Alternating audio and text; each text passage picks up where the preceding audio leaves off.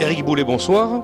Bonsoir Stéphane. Vous êtes ici à la galerie de l'IPSA ESDAC pendant quelques jours et vous allez nous présenter vos créations. Alors moi j'aimerais un peu vous resituer déjà parce que on vous connaît, vous êtes quand même pas autodidacte, vous aimez les constructions en bois, vous êtes un passionné d'écologie, vous peignez, vous faites partie quand même du milieu artistique, vous connaissez les gens commencent à vous connaître un peu. Alors une exposition de peinture comme celle-là, les téléspectateurs de Provence Plus TV ont vu un certain nombre d'images de travail vous concernant. On est quand même dans votre univers. On sent qu'on est chez vous. Alors c'est quoi chez vous? C'est quoi chez Éric Boulet en peinture? C'est juste, on est vraiment chez moi là. Et c'est vrai qu'on met du temps pour arriver chez soi. Donc c'est un peu aussi le thème justement de ces peintures. Finalement c'est la figure de l'Arlequin. Interrogation sur l'Arlequin, sur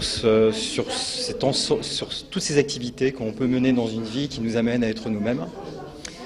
Dans ce travail, en fait, il y a vraiment une réflexion sur l'homme, sur notre passage, en l'occurrence dans mon travail, sur mon passage. Qu'est-ce que j'en fais? Qu'est-ce que je vais représenter? Qu'est-ce que je vais dire? Et en fait, je pourrais presque dire que finalement, toutes les toiles qui sont ici ont le même thème. Ce sont comme différents losanges du tissu d'Arlequin qui sont présentés. Comme patchwork, on dit aussi, on coud des morceaux de vie, des morceaux de représentation. Il y a beaucoup de fils. Alors voilà, parlez-nous un peu de cette toile, parce qu'elle nous impressionne d'abord, c'est une très très grande œuvre, elle est très belle. On voit ici une sorte de titan qui tisse sa toile sur une partie d'un monde qui est peut-être le sien, dans un univers qui ressemble ici à des constructions un peu en forme de sirène. Hein. On est entre l'eau et la terre. On est quand même dans des univers qu'on a du mal à mesurer, à quantifier. On ne sait pas exactement où on est. Vous voulez nous perturber ou nous éclairer? Quel est le but? Je crois qu'on trouve la lumière quand on est perturbé. Parce que quand on n'est pas perturbé, eh ben, on est hypnotisé aussi par la lumière et il ne se passe rien. Quand on est un peu perturbé, on s'interroge. Et là, on a peut-être une chance de trouver la vraie lumière. Il y a aussi beaucoup d'autres constructions qui sont ici, hein, des modules qui sont un petit peu plus petits. Et alors là, on est projeté dans une sorte de rêve, dans un songe. Dans les songes, assez souvent, on perçoit les gens sans les voir et on ne sait pas trop ce qu'ils font. On est très imprécis dans la manière de se souvenir. Il y a du souvenir dans votre travail, de la réminiscence. Il y a du passé, il y a du lointain. Qu'est-ce qui revient? Alors le titre de cette toile, en l'occurrence, c'est Retour.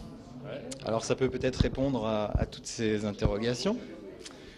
Et pour le reste, ce sont comme des imprégnations de rêve. Ce sont des toiles qui mettent du temps à émerger, en fait. Et c'est comme un univers poétique qui, à un moment donné, doit trouver sa résonance. Son là. Et quand j'ai le là, j'arrête. Dans tout ce travail, la nature joue un rôle, je crois, central. Hein. Vous êtes écologique dans votre approche de la vie, finalement. Vous partagez, je crois, cette volonté de symbiose avec l'univers, avec le monde. Le comprendre, le respecter, l'expliquer. C'est votre démarche professionnelle et votre démarche éthique aussi. On partage une complicité pour quelques projets dans les mois et les années qui viennent.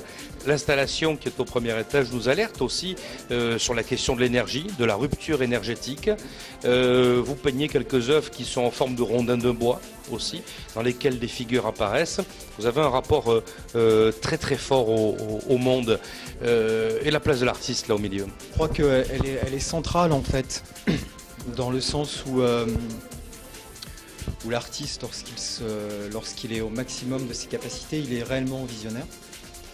Il est, je pense en tout cas, dans le respect du sacré et dans le respect de la nature, qui est une chose absolument capitale et à remettre au centre de tous nos débats, de toutes nos interrogations et je dirais presque de toutes nos industries, puisque l'installation qui est en haut est une réflexion justement sur le risque industriel.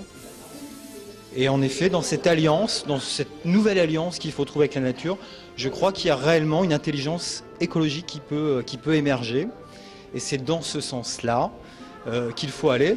Et je rappelle vos vœux de bonne année qui étaient se rendre utile.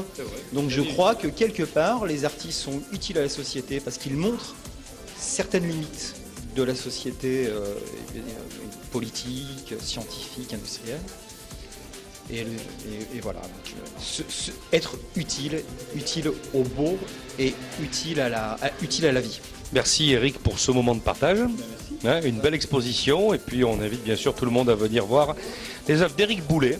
Éric Boulet qui est un artiste, qui est aussi un visionnaire à sa manière et qui partage ce sentiment de symbiose avec la nature. Merci Eric.